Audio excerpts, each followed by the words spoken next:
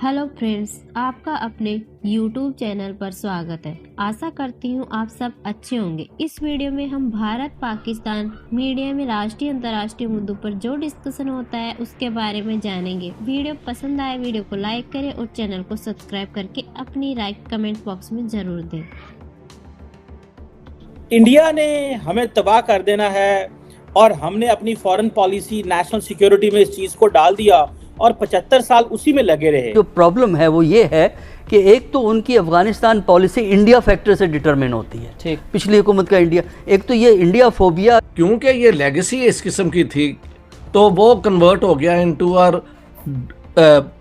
Foreign policy doctrine कि India is out to destroy Pakistan. कि Washington में भारतीय लॉबी बहुत मजबूत है, भारतीय सफारतकारी बहुत मजबूत है, भारतीय बयानिया बहुत मजबूत है। हमारी कहानी नहीं सुनी जाती, हमारा बयानिया नहीं सुना जाता। बाकी समझते हैं कि हम डेड एंड पे पहुंच गए हैं। खुदा ना खास्ता पाकिस्तान कोलैप्स कर जाता है तो किस डायरेक्शन में जाएंगे यहाँ के लोग रेफ्यूज लेने के लिए? क्योंकि वो इंश्योर तो कहते पहले भी कहते थे हमारी ज़मीन इस्तेमाल नहीं होगी, लेकिन अब ज़मीन इस्तेमाल होना तो दूर की बात, अपनी बॉर्डर फोर्सेस उनकी अगर इस तरह से कर रही हैं तो जितने देहात हैं, जितने शहर हैं, आपके पास आलू टमाटर प्याज पे भी तक हम फंसे हुए हैं। इंडिया तो बात नहीं करना चाहता, हम तो करना अब चाहते हैं, हमारी मजबूरी आ गई है।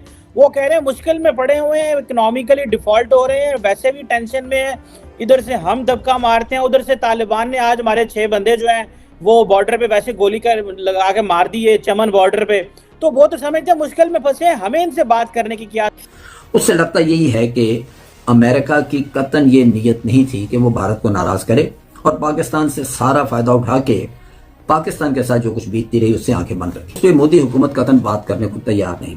क्या अमेरिका जो मदद की बात करता है वो भारत को इस चीज पे राजी करेगा कि वो बैठ के बातचीत करे? दरअसल ये बताएं कि ये जो बात है कि इंडिया ने हमें तबाह कर देना है और हमने अपनी फॉरेन पॉलिसी नेशनल सिक्योरिटी में इस चीज़ को डाल दिया और 75 साल उसी में लगे रहे। आज 75 साल बाद आप क्या देखते हैं, इंडिया ने हमें कितना तबाह किया और हमने अपने आप को कितना तबाह किया। 2 पोर्शंस में बोलूंगा। एक तो मैं भारत के एलिमेंट की बात बाद में करता हूं। सबसे पहले मैं पाकिस्तान के वो 75 सालों पे 5 मिनट बोलना चाहूंगा, 2-3 मिनट बोलना चाहूंगा। मेरा सबसे पहले ये क्वेश्चन है, क्या वाकई आपने पाकिस्तान बनाया था? क्या आपने वाकई ही जस्टिफाई किया द लैंड ऑफ द प्योर्स? क्या आपने लोगों को धोखा नहीं दिया था कि आए आपको ला इलाहा इल्लल्लाह दें और आपने उनके साथ क्या ज्यादती की है? पहला मेरा ये क्वेश्चन ही है और मेरा ये क्वेश्चन सारे पाकिस्तानियों से 25 करोड़ लोगों से है जो लगभग इस वक्त पाकिस्तान में रहते हैं। Are you satisfied with the promise which was made to you for the land of pures? क्या ट्रांसपेरेंसी इंटरनेशनल की जो अभी पिछले हफ्ते रिपोर्ट आई है कि आप करप्शन में किस तरीके से मुलव्वस हैं और आपकी पुलिस और आपकी अदालतों के हालात क्या हैं? क्या आपकी अदालतें 139 में से दुनिया में से 130 नंबर पर आ रही हैं? क्या यही मकसद है ला इलाहा इल्लल्लाह का मतलब ये है? पहला ये मेरा क्वेश्चन।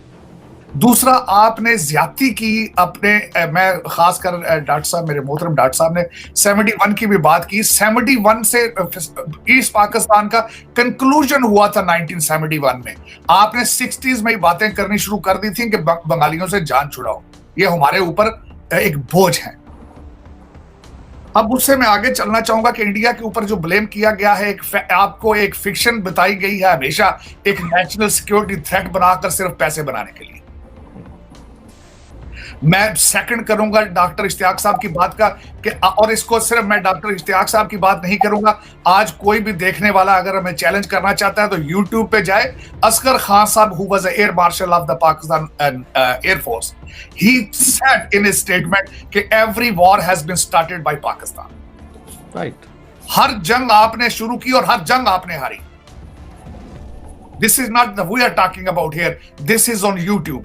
और उसके बाद आपने कश्मीर का एक मुद्दा खड़ा रखा सारी जिंदगी ताकि आप डिफेंस के बजट को आप निचोड़ सकें। आप इस कौम के खून के साथ अपनी जो है वो भूख मिटाते रहे। लेकिन आज जिस पोजीशन पर आप पहुंचे हैं, $6.7 billion versus 560 billion India foreign reserve, 8 to 9 billion Afghanistan foreign reserve. और मैं बात ये करूंगा कि आप इतने बेहिस और बेजमीर हो चुके हैं कि आज भी आपके हर चैनल के ऊपर हर एंकर परवेज लाई की बात कर रहा है कि किस तरह he can become a chief minister of Noon league. किसी को कोई एहसास नहीं है व्हाट आर योर डायरेक्शन। और दूसरी एक लास्ट इस आर्गुमेंट में बात करना चाहूंगा चीमा साहब, आप कह रहे, डॉक्टर साहब ने भी फरमाया है कि जब ये डिसइंटीग्रेटेड, जब ये खत्म होगा सिलसिला, लोग कहां जाएंगे। डॉक्टर साहब, लोग पैदल चलकर इस्तांबुल जा रहे हैं। आज मैं दुख के साथ कहूंगा, इस्तांबुल से जो भी कश्ती चलती है ग्रीस की तरफ, उसमें 70% पाकिस्तानी होते हैं। उसमें 70% पाकिस्तानी होते हैं जो ग्रीस और इटली जा रहे हैं। आप लोग वहां से हिजरत करके बड़े अरसे से भाग रहे हैं, आप उस साइड पे देखना नहीं चाहते। इस वक्त आपके देखें, आप जिनको ये लोग पाकिस्तान में बैठ कहते हैं कि ये हमारी फॉरेन रेमिटेंस आ रही हैं, ये हमारा एसेट्स हैं। सऊदी अरेबिया में you are become a third class human living there with the name of रफीक, मस्कीन एंड गरीब। क्योंकि ये लेगेसी इस किस्म की थी, तो वो कन्वर्ट हो गया into our foreign policy doctrine कि India is out to destroy Pakistan.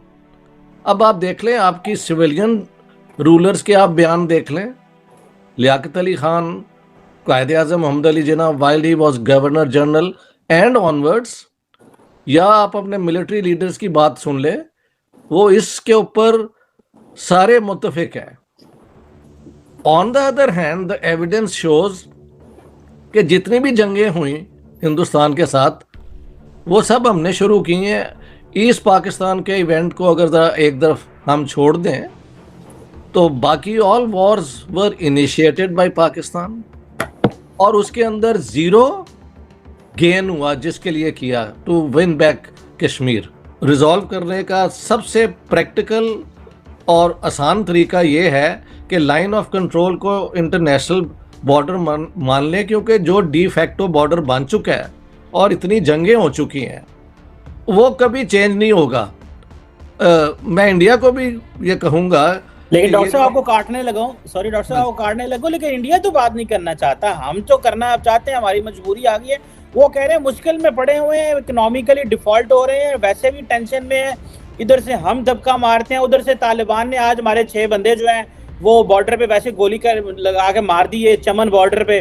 तो वो तो समझते हैं मुश्किल में फंसे हैं, हमें इनसे बात करने की क्या जरूरत है? क्योंकि वो इंश्योर तो कहते, पहले भी कहते थे हमारी ज़मीन इस्तेमाल नहीं होगी, लेकिन अब ज़मीन इस्तेमाल होना तो दूर की बात, अपनी बॉर्डर फोर्सेस उनकी अगर इस तरह से कर रही हैं तो भाई बॉर्डर अपना बंद करो और आपकी ताकत इज योर सिक्योरिटी। मैं तो कहते रहता हूँ इनके साथ, किसको नहीं पता है through out history the strength, your strength against the Afghan is your security. अगर आप स्ट्रांग नहीं है तो वो आपको तबाही कर। और अजम्पशन ये है कि कश्मीर इतना इंडियन साइड कश्मीर इतना चमकने लगेगा कि आज़ाद कश्मीर वाले यहाँ ज्वाइन करने की कोशिश करेंगे। तो इसको समझने के लिए अगर आप मार्च के महीने में, मार्च या फरवरी में इसी साल में, आरएसएस के जो लीडर है मोहन भागवत, उन्होंने कहा था कि 10, 15 या 20 साल के अंदर हम अखंड भारत एस्टैब्लिश कर देंगे। तो ये स्टेटमेंट उन्होंने दी थी। उन्होंने कहा था कि ये गाड़ी चल पड़ी है, ये गाड़ी का ब्रेक नहीं है, ये गाड़ी का सिर्फ एक्सेलरेटर है, हम एक्सेलरेटर से पाँव नहीं उठाएंगे, और ये पूरा अखंड भारत जब तक नहीं बन जाता।